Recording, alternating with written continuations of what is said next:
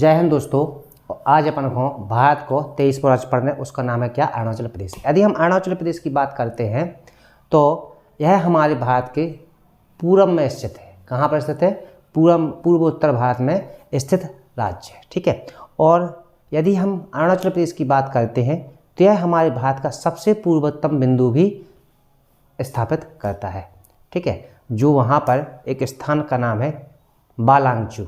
कौन सा? बालांगचू, जो अपना भारत का सबसे पूर्वी पॉइंट माना जाता है, या उसको बोलते हैं किबिथू।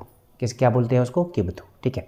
अच्छा, पढ़ने से पहले हम थोड़ा सा आपको बता दें कि बहुत दिन से हमने वीडियो नहीं बना पाई है, तो दीपावली, नवदुर्गा और थोड़ा सा और चुनाव और थोड़ा सा जी अपना काम काज की वजह से नहीं बना पाई। अब लेकिन अपन कंटिन्यू वीडियो बनाएंगे और आगे पढ़ते चलेंगे और कंटिन्यू चलेंगे, ठीक है। और यूनिट बाय यूनिट पढ़ना है, क्योंकि अभी 8 राज्य रह गए हैं, तो जी 8 राज्य हो जाएंगे, उसके बाद अपन यूनिट बाय यूनिट करेंगे, ठीक है। तो अब आ जाते हैं अपनी पढ़ाई के ऊपर। तो अरुणाचल प्रदेश की बात कर रहे थे अपन। तो अरुणाचल प्रदेश में आपने देखा, आपको बता दें कि अरुणाचल प्रदेश जो अपना है, पहले आपको समझना पड़ेगा इसकी वास्तविक स्थिति कहाँ पर स्थित है। यदि हम अरुणाचल प्रदेश को देखते हैं तो यह हमारा हिमालय पर्वत पर स्थित पूर्वी राज्य है। कहाँ पर है? यानी हिमाचल पर्वत के पूर्व में स्थित कौन सा राज्य है अपना? तो पहाड़ी एक राज्य है, ठीक है। अच्छा, दूसरी बात बता दें कि जो हिमालय पर्वत है ये अपना पूर्व में सकरा है और पश्चिम में कैसा है? चौड़ा हुआ है, यानी चौड़ा सा इसमें चौड़ाई में फैला हुआ है, ठीक है। अच्छा, अरुणाचल प्रदेश आपको पेपर की दृष्टि से बहुत ज़्यादा इम्पोर्टेंट है, उसको आप अच्छी तरह से सुनना, क्योंकि वहाँ पर पाए जाने वाले बहुत सारे पॉइंट ऐसे हैं जो आपको पेपर में पूछे जाते हैं।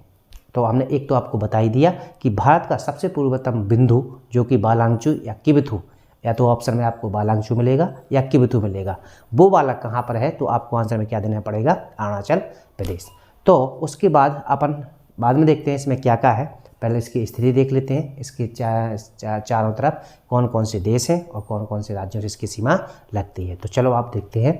तो सबसे ऊपर चलेंगे हम अरुणाचल प्रदेश को, तो ये हम देखते हैं तो यहाँ पर अपना क्या है? हिमालय पर्वत है, ठीक है। यदि हम देखते हैं तो इसकी सीमा ऊपर चीन, यहाँ पर सीमा लगती है किसकी? चीन की, यानी कि चाइना की, ठीक है। और यहाँ पर लगती है सीमा इसकी किससे? तो भूटान की, ठीक है। अच्छा, इसके बाद यहाँ पर एक देश है जिसका नाम क्या है? म्यांमार। तो इसकी सीमा किससे लगती है? तो म्यांमार से लगती है, ठीक है। तो अपने देश कितने हो गए हैं? तो 3 देश हो गए, ठीक है। इसके बाद यदि हम राज्यों की बात करते हैं तो 2 राज्य, यानी एक तो अपना कौन सा है? असम, और दूसरा अपना राज्य हो जाएगा यहाँ पर ये वाला हिस्सा है, ये सब लगता है नागालैंड से। किससे लगता है? तो नागालैंड से। तो अपन ने क्या देख लिया, जो अपना अरुणाचल प्रदेश है उसकी सीमा 3 देश और 2 राज्यों से लगती है। कितने से? तो 3 देश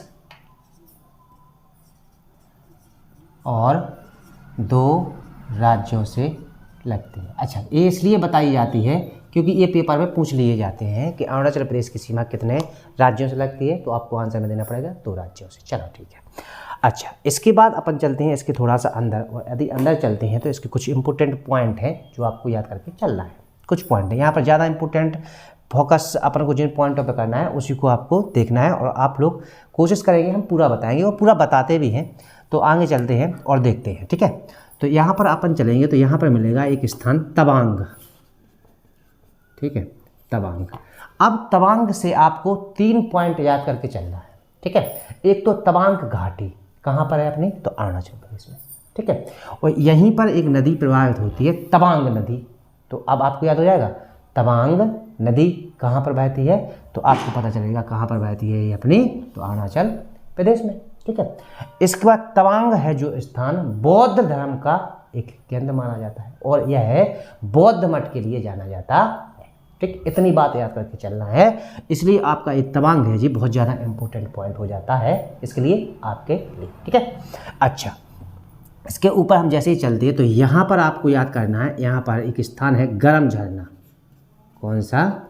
गरम झरने, ठीक है, या गरम झरना। गरम झरना नामक स्थान है, वहाँ पर गरम झरने, पानी के गरम झरने के स्थान भी है, वहाँ पर पानी का गरम झरना निकलता है। समझ में आ रही है ना? तो यहाँ पर गरम झरना नाम का है स्थान है, ठीक है। तवांग के बाद नीचे हम जैसे चलते हैं थोड़ा सा, तो यहाँ एक स्थान है, इसका नाम है बॉमडिला। बॉमडिला कौन सा स्थान है? बॉम्बडला। अच्छा, इम्पोर्टेंट है, याद करके चलना है आपको, ठीक है।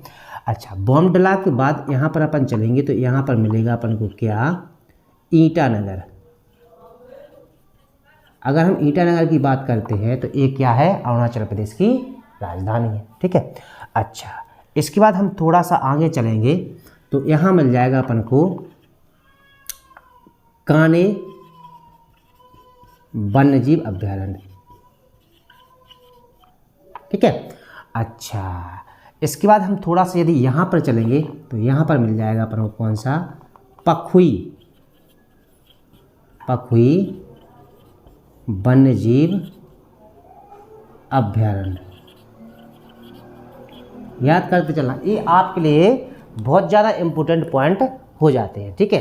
अच्छा, इसके बाद यहाँ पर चलेंगे तो यहाँ पर एक स्थान मिल जाएगा आर्चिड वन्यजीव अभ्यारण्य, ठीक है। अच्छा, आर्चिड वन्यजीव अभ्यारण्य के बाद यहाँ पर अपन ऊपर चलेंगे तो यहाँ पर अपन को एक श्रेणी मिलेगी, ठीक है। वो उसका नाम है दफला श्रेणी, या डफला मान लो या दफला, ठीक है। इसके बाद थोड़ा सा ऊपर चलते हैं तो यहाँ पर मिलती हैं अपन को मिरी पहाड़ियाँ।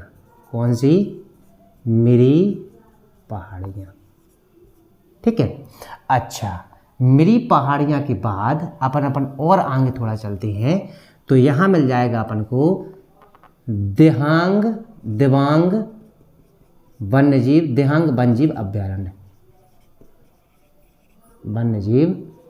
अभ्यारण्य, ठीक है। अच्छा, इसके बाद यहाँ पर मिरी पहाड़ियाँ हो गई थी अपनी, यहाँ पर मिल जाएंगे अपन को मिसमी पहाड़ियाँ,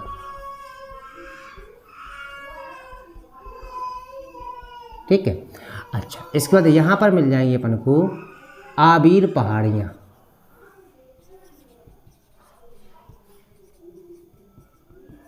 जो आपके लिए बहुत ज़्यादा इम्पोर्टेंट हो जाती हैं, ठीक है। अच्छा, इसके बाद हम थोड़ा सा चलेंगे तो यहाँ पर आपको एक स्थान मिलेगा तेजू, ठीक। अच्छा, तेजू के बाद अपन नीचे चलते हैं जैसे ही, इसके बाद यहाँ पर आ जाएंगे अपन तो यहाँ पर एक है सुरसे वन्यजीव अभ्यारण्य। कौन सा, सुरसे वन्यजीव अभ्यारण्य, ठीक है। और उसी के नीचे यहाँ पर एक है एरेंग वन्यजीव अभ्यारण्य, ठीक है। अच्छा, इसके बाद यदि हम थोड़ा सा यहाँ पर चलेंगे तो यहाँ मिल जाएगा अपन को परशुराम कुंड। पेपर में पूछा जाता है परशुराम कुंड कहाँ पर है, तो यहाँ पर स्थित है परशुराम कुंड, अरुणाचल प्रदेश में, ठीक है। इसके बाद नीचे थोड़ा सा नीचे आएंगे अपन तो यहाँ पर मिल जाएगा एक पॉइंट जिसको कहते हैं ब्रह्मा कुंड या ब्रह्मा कुंड। इसका थोड़ा सा अगर नीचे चलेंगे तो यहाँ मिल जाएगा अपन को नामदफा राष्ट्रीय पार्क, वेरी मोस्ट इम्पोर्टेंट है। नामदफा राष्ट्रीय पार्क कहाँ पर स्थित है, तो अपना अरुणाचल प्रदेश में, ठीक है। इसके बाद यहाँ पर थोड़ा सा एक स्थान है चांगलांग, ये इम्पोर्टेंट पॉइंट नाम है, इसको याद करके चलना है क्योंकि आगे अपन को जीके पढ़ेंगे तो उसमें पॉइंट चांगलांग से आपसे कुछ क्वेश्चन पूछा जाता है, ठीक है। तो चांगलांग नामक स्थान कहाँ पर है अपना, तो अरुणाचल प्रदेश में। इसके बाद यहाँ पर पर्वत श्रेणी है, कौन सी, पटकुई बुम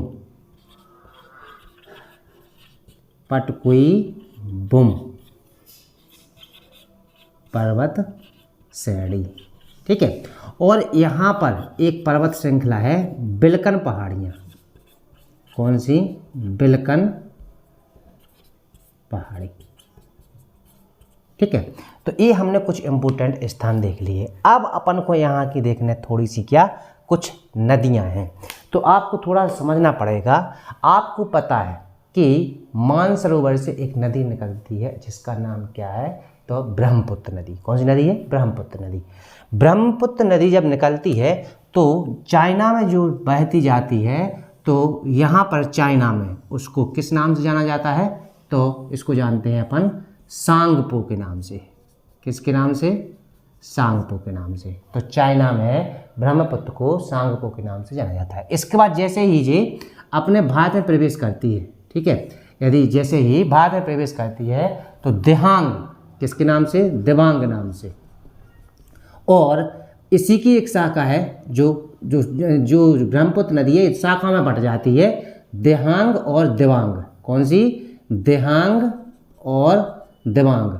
जब दिहांग और दिबांग दोनों मिल जाते हैं तो फिर इसको कहने लगते हैं क्या? ब्रह्मपुत्र।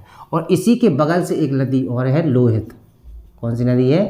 तो लोहित। तो आपको याद करना है दिहांग, दिबांग और लोहित, इन तीनों नदियों का मिश्रण होता है तो ब्रह्मपुत्र नदी में, ठीक है। और यहाँ से वो ब्रह्मपुत्र नदी हो जाती है और ब्रह्मपुत्र के नाम से असम में बहती हुई कहाँ चली जाती है? अपनी नीचे जाके बांग्लादेश में होते हुए बंगाली खाड़ी में गिर जाती है, ठीक है। अच्छा, इसके बाद एक छोटी सी नदी और यहाँ पर है श्याम नदी। कौन सी है? श्याम नदी, जो अरुणाचल प्रदेश में बहती है, ठीक है। इसके बाद आपको एक क्वेश्चन और इम्पोर्टेंट है जो आपको याद करके चलना है। यहाँ पर एक नदी बहती है जिसका नाम क्या है? सुबनसिरी। सुबनसिरी।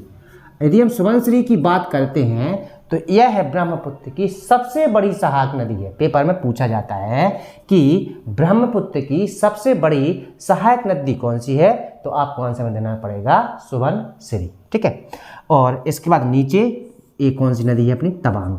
कौन सी नदी है? तो तवांग नदी। तो हमने देखा कि यहाँ पर हमें कौन कौन नदियाँ मिल गई। एक तो अपन को सांगपो यानी ब्रह्मपुत्र, जो दिहांग दिबांग के नाम से दो शाखाओं में बटकर आगे जाकर और लोहित, तीनों मिल जाती हैं, जहाँ पर क्या किसके नाम से जानी जाती हैं? तो ब्रह्मपुत्र के नाम से जानी जाती हैं। और आगे जाकर असम में होती हुई और बांग्लादेश से निकलते हुए बंगाली खाड़ी में गिर जाती है।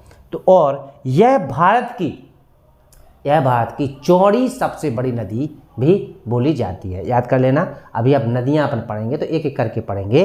तो यह भारत की चौड़ी सबसे बड़ी नदी है, ठीक है।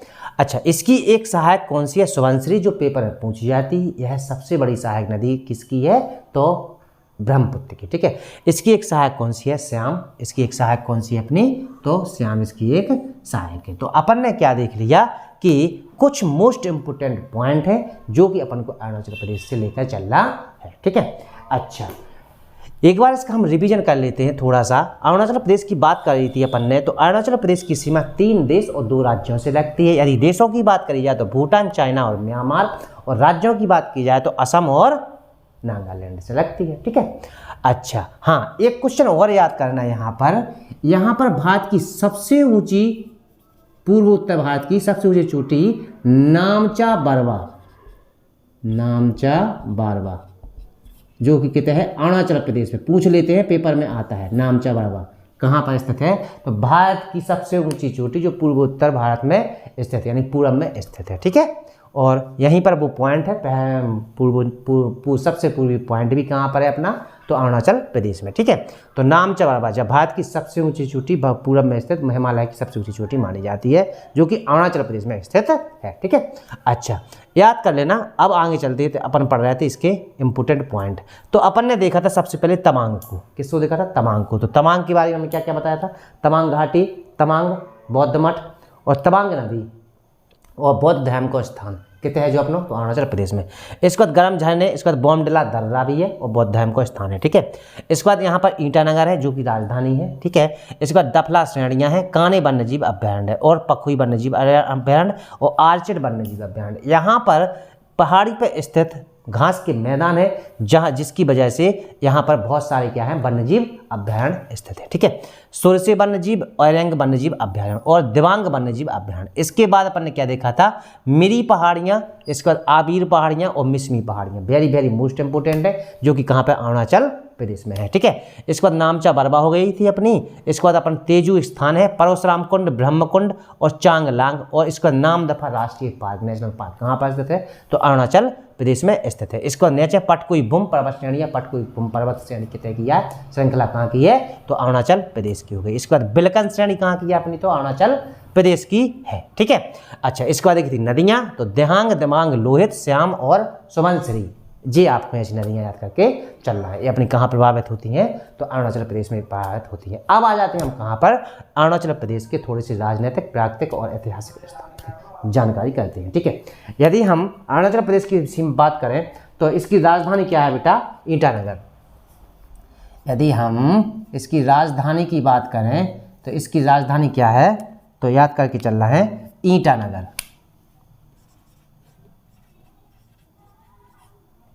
ठीक है, अच्छा दूसरा पॉइंट क्या याद करके चलना है, यहाँ की भाषा। यहाँ की यदि हम भाषा की बात करते हैं तो भाषा है कि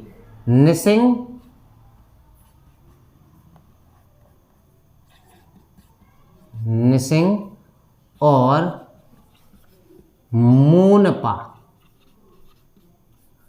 क्या है, यहाँ की भाषा है। ठीक है, अच्छा इसके बाद यदि हम आगे चलते हैं तो यहाँ की साक्षरता। यदि हम यहाँ की साक्षरता की बात करते हैं तो साक्षरता यहाँ की 65.4% है। कितनी है, तो 65.4% है। ठीक है, इसके बाद यदि हम घनत्व की बात करते हैं तो यहाँ का घनत्व बहुत कम है क्योंकि पर्वतीय क्षेत्र है। घनत्व यदि हम घनत्व की बात करते हैं तो 17 वर्ग किलोमीटर प्रति वर्ग किलोमीटर। कितना है, 17 वर्ग किलोमीटर प्रति वर्ग किलोमीटर है। ठीक है, अच्छा इसके बाद यहाँ पर कुछ इंपोर्टेंट पॉइंट हैं जो आपको याद करके चलना है और पेपर में पूछे जाते हैं। ठीक है, तो जैसे कि एक पॉइंट है 1962 में अरुणाचल प्रदेश को किसके नाम से जाना जाता था, तो नेफा के नाम से जाना जाता था। किसके नाम से, नेफा के नाम से जाना जाता था। यदि हम नेफा का फुल फॉर्म देखते हैं क्योंकि पूछा जाता है पेपर में, तो north east frontier agency, paper में पूछा जाता है। ठीक है, अच्छा इसके बाद 10 साल बाद 1972 में, कब, 1972 में इसे केंद्र शासित प्रदेश का दर्जा प्राप्त हुआ था। किसका, केंद्र शासित प्रदेश बनाया गया था। कब बनाया गया था, 1972 में केंद्र शासित प्रदेश बनाया गया था। ठीक है, अच्छा इसके बाद 20 फरवरी 1987, कब, 20 फरवरी 1987 को इसे पूर्ण राज्य का दर्जा दिया गया था और यह भारत का 24वां राज्य बनाया गया था। ठीक है, अच्छा इसके बाद यहाँ पर कुछ मुख्य पॉइंट हैं, इंपोर्टेंट बिंदु हैं जिनके अंदर की जानकारी अपन को करके चलना है। ठीक है, तो सबसे पहले अपन को याद करके चलना है ईटानगर को, क्योंकि ईटानगर जो है वो क्या है, यहाँ की राजधानी है और इम्पोर्टेंट स्थान भी है। ठीक है, यदि हम ईटानगर की बात करते हैं तो 14 और 15वीं सदी में, 14 और 15वीं सदी में यहाँ पर ईटा किला था, जिसकी वजह से इसका नाम क्या पड़ गया, ईटानगर पड़ गया। ठीक है, ईटानगर। ठीक है, क्या हो गया इसका नाम, ईटानगर। और ईटानगर की स्थापना किस पर हो गई, ईटा नामक किला के कारण हो गई है।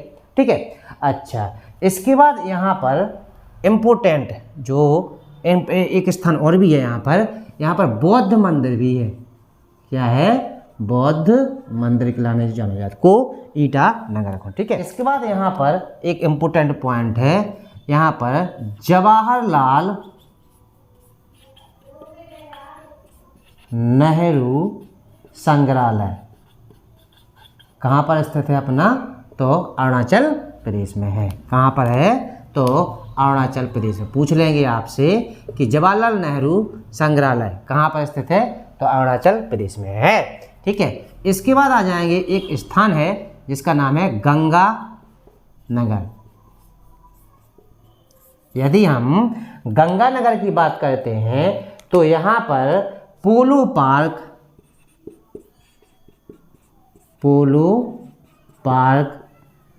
चिड़ियाघर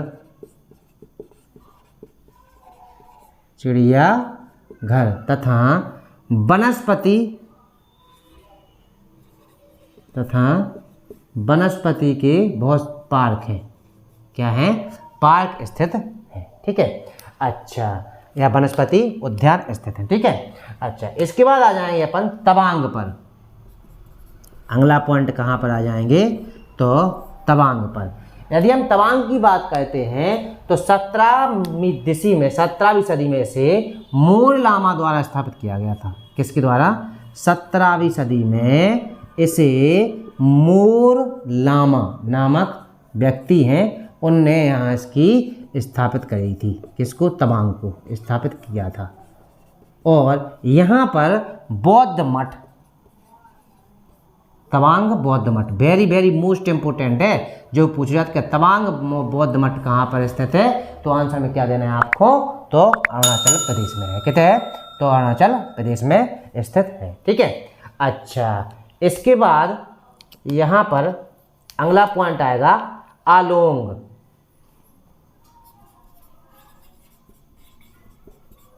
आलोंग। ठीक है। आलोंग नामक स्थान पर रामकृष्ण आश्रम है। यानी कि रामकृष्ण परमहंस आश्रम क्या है? यहाँ पर आश्रम स्थित है। ठीक है। अच्छा, इसके बाद आ जाएंगे हम कहाँ पर? तो बॉमडिला पर। यदि हम बॉमडिला की बात करते हैं तो ये आप तो को पता ही है, हमने अभी वहाँ पर बताया था कि बॉमडिला यहाँ का एक दर्रा है। और यहाँ पर बौद्ध मठ किसके लिए जाना जाता है? तो बौद्ध मठ के लिए जाना जाता है। किसको? बॉमडिला को। ठीक है। इसके बाद पासी घाट। ठीक है। यदि हम पासी घाट एक नामक स्थान है। कौन सा स्थान है? तो पासी घाट। यदि हम पासी घाट नामक स्थान की बात करते हैं तो इसे एडवेंचर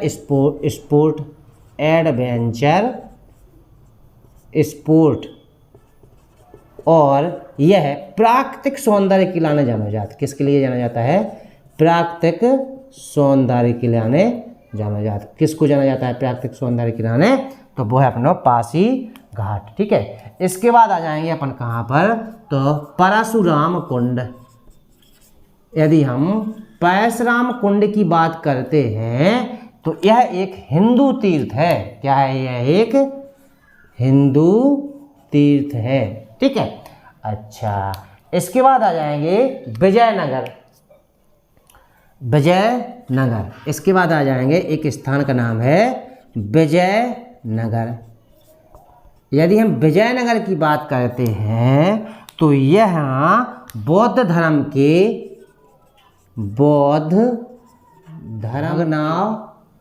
शेष पाए जाते हैं। ठीक है। अच्छा, इसके बाद एक स्थान है इम्पोर्टेंट, जीरो। कौन सा स्थान है? जीरो। और जीरो कहते हैं इतः है जीरो। ध्यान रखियो, इतः है जीरो। बहुत ज़्यादा इंपॉर्टेंट स्थान है। कौन सा स्थान है? यदि हम जीरो की बात करते हैं तो यहाँ पर आदिवासी संस्कृति देखने को मिलती है। क्या मिलती है? आदिवासी संस्कृति देखने को मिलती है। कहाँ पर? तो ये मिलती है अपन को जीरो में। ठीक है। अच्छा, इसके बाद यहाँ की एक चीज़ और याद कर लो, एक दो चीज़ और बची। आयत व्यवस्था। यहाँ की आयत व्यवस्था काय पर डिपेंड कर? तो यहाँ की आयत व्यवस्था झूम की खेती। किस पे? झूम की खेती। और यह कृषि प्रधान राज्य है। कैसा? कृषि प्रधान राज्य भी है। कौन? अपना अरुणाचल प्रदेश। इसके बाद यहाँ पर नदियाँ तो अपन ने देख ही ली थी। ठीक है। यहाँ पर एक नदी और ध्यान रखियो, इतने एक नदी और है तिरप। पूछ लेते क्यों पेपर में। कौन सी नदी है? तिरप। तिरप क्या है? एक नदियाँ है जो कहाँ पर बहती है? तो अरुणाचल प्रदेश में बहती है। यानी इतनी नदियाँ अपने देख ली थी ना, उसका एक नदी और याद करके चल रहे हैं। वो कौन सी? अपनी तिरप। ठीक है। तो इस तरह अपन ने क्या किया, अरुणाचल प्रदेश की जानकारी लगभग अपन ने कर ली, ठीक है। और आपको हम बताते हैं कि कौन सा क्वेश्चन बहुत ज़्यादा इम्पोर्टेंट है। बस आप लोग अरुणाचल प्रदेश को देखना और मैप पर देखना और बगल में डॉट कॉपी रखना और लिखते जाना, मैप पर देखते चलना, मिलाते चलना कि कहाँ पर कौन सी चीज़ स्थित है, ठीक है। अब अपन एक बार इसका रिवीजन करते हैं अच्छी तरीके से, बस उसके बाद क्लास का ख़त्म करेंगे अपन, ठीक है। अच्छा, अपन पढ़ रहे हैं आज 23वां जिला किसका, भारत का, उसका नाम है अरुणाचल प्रदेश। यदि अरुणाचल प्रदेश की बात करते हैं तो इसकी सीमा 3 देशन से लगत, क्या देशन से लगत, 3 देशन से लगत और 2 राज्यों से लगत। कैसे लगत अपना बेटा, तो 2 राज्यों से लगत है, ठीक है, अच्छी बात है। इसके बाद चले थे अपन स्थान पे, तो स्थान में देखो तो अपन ने सबसे पहले तवांग, इसके बाद बोमडिला, गरम झरने, ईटानगर, दफला श्रेणी और काने वन्यजीव अभ्यारण्य, और यहाँ पर सुबनसिरी नदी आती, मिरी पहाड़ियाँ इंपॉर्टेंट है, पेपर में पूछी जाती हैं, ठीक है। आबिर पहाड़ियाँ इंपॉर्टेंट है, जो कि पेपर में पूछी जाती है, कहाँ पर है अपनी, तो अरुणाचल प्रदेश में, ठीक है। इसके बाद सुरसे वन्यजीव अभ्यारण्य और एरेंग वन्यजीव अभ्यारण्य, वेरी वेरी मोस्ट इंपोर्टेंट, कि सुरसे वन्यजीव अभ्यारण्य कहाँ पर है अपना, तो अरुणाचल प्रदेश में, और एरेंग वन्यजीव अभ्यारण्य कहाँ पर है अपना, तो अरुणाचल प्रदेश में। इसके बाद दिबांग वन्यजीव से अभ्यारण्य कौन सा है, दिबांग वन्यजीव अभ्यारण्य, ठीक है। अच्छा, इसके बाद अपन ने क्या देखा था, मिसमी पहाड़ियाँ वेरी वेरी मोस्ट इंपोर्टेंट है, कहाँ पर भी है, तो अरुणाचल प्रदेश में है। और इसके बाद नामचा बरवा, जो भारत की पूर्वोत्तर भारत की सबसे ऊंची चोटी मानी जाती है, नामचा बरवा, और जो कि अरुणाचल प्रदेश पर स्थित है, ठीक है। अच्छा, इसके बाद अपन चले थे कहाँ पर, परशुराम कुंड, ब्रह्म कुंड और चांगलांग, और इसी के नीचे देखा था अपन ने Namdapha national park, very very most important है, जो कि पेपर में पूछा जाता है। इसके बाद यहाँ पर अपन ने एक श्रेणी और देखी थी, बिलकन श्रेणी, पखुई नेशनल पार्क, जो कि पेपर में पूछा जाता है, याद कर लेना, ठीक है। और ऑर्चिड वन्यजीव अभ्यारण्य। इसके बाद आ गए थे अपन कहाँ पर, नदी पर। यदि नदी की बात की थी अपन ने, तो जो कि ब्रह्मपुत्र नदी है उसको चाइना में किसके नाम से जाना जाता है, तो सांगपो के नाम से जाना जाता है। इसके बाद देहांग दिबांग नाम से 2 शाखाएं टूटती हैं इसकी, तो देहांग इसकी मुख्य शाखा होती है और वो दिबांग, और देहांग शाखा मिल जाती है और वहाँ से अपने यहाँ क्या कहने लगती है, तो ब्रह्मपुत्र उसको बोलने लगते हैं। और इसकी एक सहायक नदी है लोहित। तो देहांग, दिबांग और लोहित, ये नदियाँ कहाँ प्रभावित होती हैं, तो पेपर में पूछा जाता है, तो अरुणाचल प्रदेश में प्रभावित होती हैं। और मिलने के बाद यहाँ से ब्रह्मपुत्र के नाम से आगे बहती हुई असम में बांग्लादेश से होती हुई बंगाली खाड़ी में गिर जाती है, ठीक है। अच्छा, इसके बाद अपन ने देखा था भारत का प्राकृतिक एवं राजनीतिक इतिहास का, ठीक है। यदि हम इसके राजधानी की बात करते हैं तो इसकी राजधानी क्या है, ईटानगर है। और यदि भाषा की बात करते हैं तो यहाँ पर निसिंग और मोनपा यहाँ की ये भाषाएं हैं, ठीक है। साक्षरता की बात करते हैं तो 65.4% है अरुणाचल प्रदेश की। और इसका घनत्व की बात करते हैं 17 वर्ग किलोमीटर के क्षेत्र में जो फैला है, ठीक है। नहीं 17 वर्ग किलोमीटर प्रति वर्ग किलोमीटर यहाँ का घनत्व है, यानी 17 व्यक्ति 1 वर्ग किलोमीटर के क्षेत्र में रहते हैं, ठीक है। अच्छा, इसके बाद 1962 में इसको नेफा के नाम से जाना जाता था। यही क्वेश्चन आपसे पूछा जाता है, ठीक है। इसका अगर पूछा जाए फुल फॉर्म तो नॉर्थ ईस्ट फ्रंटियर एजेंसी के नाम से इसको जाना जाता है, वेरी वेरी मोस्ट इंपोर्टेंट है, जो 1962 में जाना। इसके बाद 1972 में इसे क्या बनाया गया था, केंद्र शासित प्रदेश अरुणाचल प्रदेश। इतने से उनको नाम का हुआ तो अरुणाचल प्रदेश, ठीक है। और इसके बाद इसे 20 फरवरी 1987 को पूर्ण राज्य को दर्जा देके भारत को 24वां राज्य बनाओगा तो, ठीक है। अच्छा, इसके बाद आ जाते हैं हम कहाँ पर, तो ईटानगर पर। यदि हम ईटानगर की बात करते हैं तो 14 और 15वीं शताब्दी में ईटा एक नामक किला, तो उसी के नाम पर इसका नाम क्या होगा, तो ईटानगर होगा। तो यहाँ पर बौद्ध मंदिरों के लिए इसको जाना जाता है।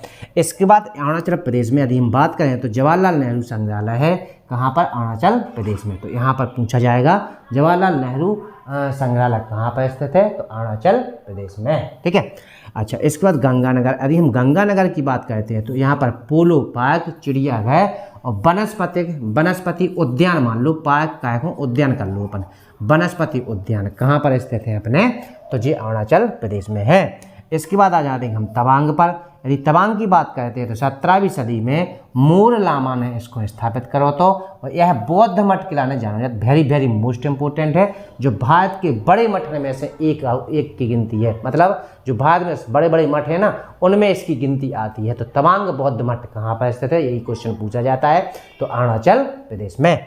इसके बाद आ जाते हैं आलोंग पर। आलोंग नामक स्थान है, वहाँ पर रामकृष्ण आश्रम है या रामकृष्ण परमहंस का आश्रम है। इसके बाद बोमडिला की बात करते हैं तो एक दर्रा है और यहाँ पर बौद्ध मठ के लिए जाना जाता है। पासी घाट की बात करते हैं तो एडवेंचर स्पोर्ट के लिए इसे जाना जाता है और यह प्राकृतिक सौंदर्य के लिए भी जाना जाता है। इसका परशुराम कुंड यहाँ का एक हिंदू तीर्थ स्थान है। ठीक है, यदि हम विजयनगर की बात करते हैं, कहाँ की, विजयनगर की, तो यह बौद्ध धर्म के भग्नावशेष किलाने भी प्रसिद्ध है, भग्नावशेष बचे हुए हैं। तो कहाँ पर है विजयनगर, अपना अरुणाचल प्रदेश में। जीरो वेरी वेरी मोस्ट आदिवासी संस्कृति यहाँ पर देखने को मिलती है। कहाँ पर, तो अरुणाचल में जो जीरो नामक स्थान है तो आदिवासी संस्कृति देखने को मिलती है। इसके बाद आ जाएंगे अपन अर्थव्यवस्था। इसकी अर्थव्यवस्था कृषि प्रधान राज्य है और झूम की खेती का मतलब होता है वृक्षों को काटकर, जो आदिवासी लोग हैं वहाँ पर जो लोग बाग रहते हैं वृक्षों को काटकर उसको मतलब वहाँ पर बो देते हैं, उसके बाद दूसरी जगह बो देते हैं। यानी झूम की खेती मतलब बार बार यहाँ से दूसरे स्थान पर जाएंगे, वहाँ पर पेड़ पौधों को मिटाएंगे, फिर वहाँ पर खेती करेंगे। तो ऐसा ये कहलाती है झूम की खेती है। अभी उसको पढ़ेंगे जब बाद में, तो उसको और डिटेल से पढ़ाया जाएगा। इसके बाद अपने नदियाँ देख ली थी। यहाँ सुबनसिरी नदियाँ थी, जो कि भारत की ब्रह्मपुत्र की सबसे बड़ी सहायक किसकी है, तो ब्रह्मपुत्र की कौन सी, सुबनसिरी है। ठीक है, और तिरप नदी ध्यान रखें, जो कि तिरप नदी भी कहाँ बहती है, तो अरुणाचल प्रदेश में। ठीक है, तो इस तरह अपन ने भारत को आज 23वां राज्य खत्म कर दो। ठीक है, अच्छा अब हम कोशिश करें कि हम पर डे वीडियो बनाएं। ठीक है, और कोशिश क्या करें, हमें बनाने हैं वो तो हम बनाएं, और जल्दी से जल्दी हम जी आपके 7 राज्य और बचे जी और करने के बाद अपन को फिर यूनिट से पढ़ने किसको, भूगोल को। उसके बाद अपन भारत को भूगोल पूरा करें, भारत के भूगोल के बाद पूरा करने के बाद अपन को फिर विश्व को भूगोल पढ़ने हैं। ठीक है, यदि वीडियो अच्छी लगती है तो लाइक करो, कमेंट करो, शेयर करो। जय हिंद।